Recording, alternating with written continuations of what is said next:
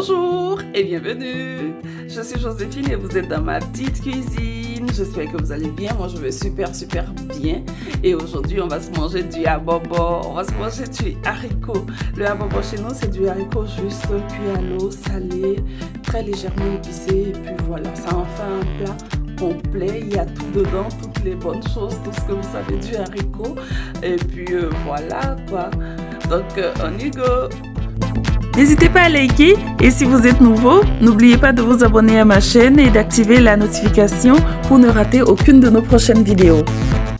Donc pour notre réalisation aujourd'hui, j'aurai besoin de haricots. Ici j'ai le haricot blanc avec le petit œil noir. C'est une variété qui ne met pas long à cuire parce que je me souviens quand j'étais plus jeune, quand il fallait faire haricot à la maison, ça commence depuis le matin jusqu'à ça bout et puis ça finit pas. Mais ça, cette variété de haricot est cuite très vite et même moins d'une heure pour sa cuisson. Donc voilà, j'ai 400 grammes ici de haricots. Je vais l'épicer très légèrement pendant la cuisson avec une moitié d'oignon, du gingembre, ça c'est du gingembre que j'ai congelé, il est un peu congelé, c'est pour ça qu'il a cette tête. Un piment rouge, je vais le saler et à la fin pour accompagnement on aura de l'huile de noix de palme dans laquelle on va faire revenir des lamelles d'oignon et puis c'est déjà bon, un bon gari et puis notre haricot est prêt. Donc sans plus attendre, on va démarrer. J'oublie pas de présenter le sel pour saler et apporter du goût. Donc c'est parti.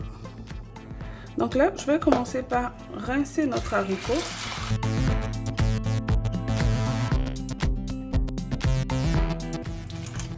Donc là, j'ai posé ma casserole sur le feu avec de l'eau, l'eau à la surface.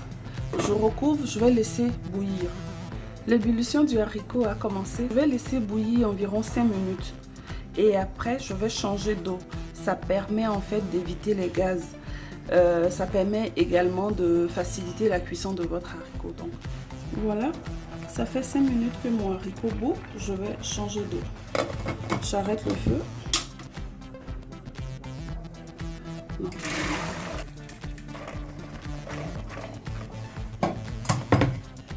Donc je vais utiliser de l'eau pour rincer. En fait, je me débarrasse de la toute première eau de cuisson.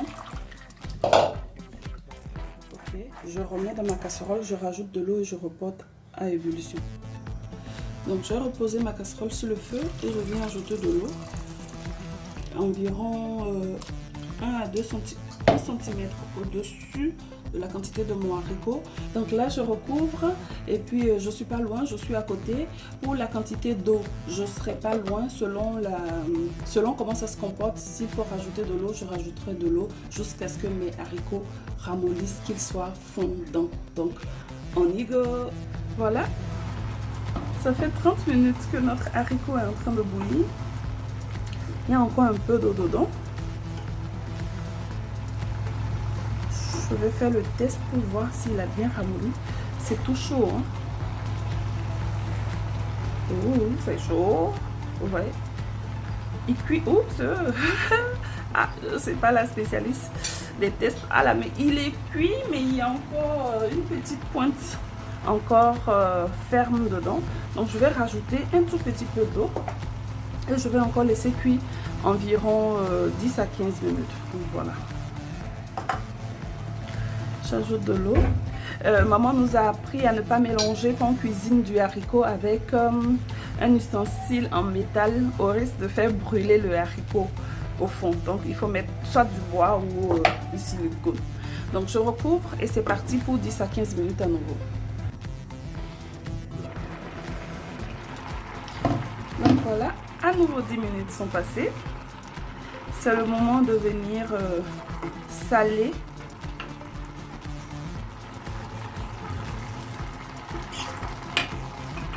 Et aussi ajouter les épices que j'ai écrasées. Ici, il y a mon piment, mon gingembre et mon ail. Pardon, mon piment, mon gingembre et mon oignon. Donc, je mélange.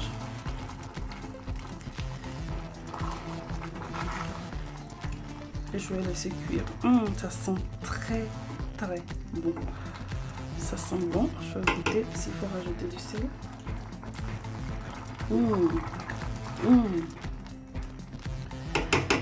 Ça sent bon.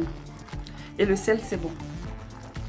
À cette étape, ce que je vais faire, je vais baisser le feu et puis laisser tout ça cuire environ 5 minutes ensemble. Donc voilà, c'est parti.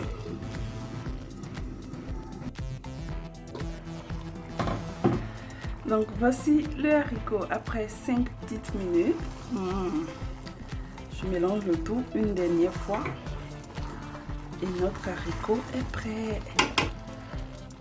Voici le résultat de notre haricot.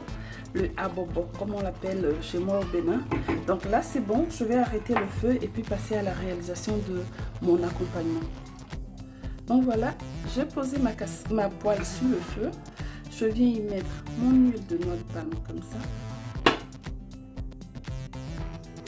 C'est le bon zomi de chez moi, ça sent tellement bon. Je connais certaines personnes qui ne le dénaturent même pas, n'ajoutent rien.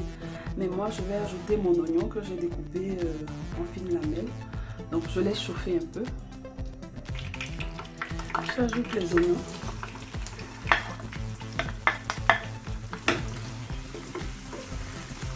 Je vais faire revenir. Je ne veux pas que mes oignons dessèchent. Hein. C'est comme vous aimez. Je ne veux pas que mes oignons dessèchent. Je sale un peu. Donc voilà, à cette étape, mes oignons et mon huile sont bons. Et tada, extinction des feux, c'est fait. Place à dégustation. Donc voici présenté notre abobo. Là, il est juste nature, juste présenté comme ça. J'espère vraiment que vous avez aimé passer ce moment haricot en ma compagnie, ce moment légumineuse. On l'appelle également, qu'est-ce que je vous dis dessus? Je sais qu'on l'appelle également cornille, on l'appelle aussi niébé. C'est toujours le haricot. Maintenant, comme je l'ai expliqué au début de ma réalisation, c'est une variété qui cuit vraiment très rapidement. On a mis moins d'une heure pour réaliser notre abobo aujourd'hui. Et en plus, je l'ai réalisé sans ajout de bicarbonate. Vous l'aurez constaté durant toute la réalisation. On a juste changé d'eau. Et puis voilà, il est bon, moelleux, prêt à être dégusté juste. Donc place au service. Au Togo, on l'appelle veille. Veille, azote aussi, hein, je pense, si je peux souvenir. Donc voilà, mon haricot, l'huile qu'on a réalisée tout à l'heure ensemble, donc les oignons. Vous voyez, c'est pour cette raison que je ne laisse pas cuire mes oignons. Je préfère les laisser comme ça, dedans ils sont moelleux à la dégustation. Je suis gourmande, hein. Je pense que vous avez remarqué, hein. L'huile. Donc maintenant que c'est servi, avec mon gari, et ça là, ça manque pas dessus, hein. Je vais faire ça sur... Ouh, quelque chose va se passer. Quelque chose va se passer. Et voilà. Vous pouvez faire sans, mais là je dépose un petit piment de la petite cuisine de Joséphine, comme ça. Et je vous montre de plus près. Très bonne dégustation. Très bonne dégustation. Ça n'endure pas, hein. Il faut juste mélanger. Il faut tout mélanger comme ça. Et vous voyez ce qui se passe dans l'assiette. Connaisseur connaît. On peut rajouter du gari, ça dépend de comment vous aimez le gari dedans. Je n'aime pas quand il est trop gari parce que ça devient ferme, ça devient dur. Donc voilà. J'espère vraiment que vous avez aimé passer le moment. On se dit quoi? À très bientôt et bonne dégustation. Ciao.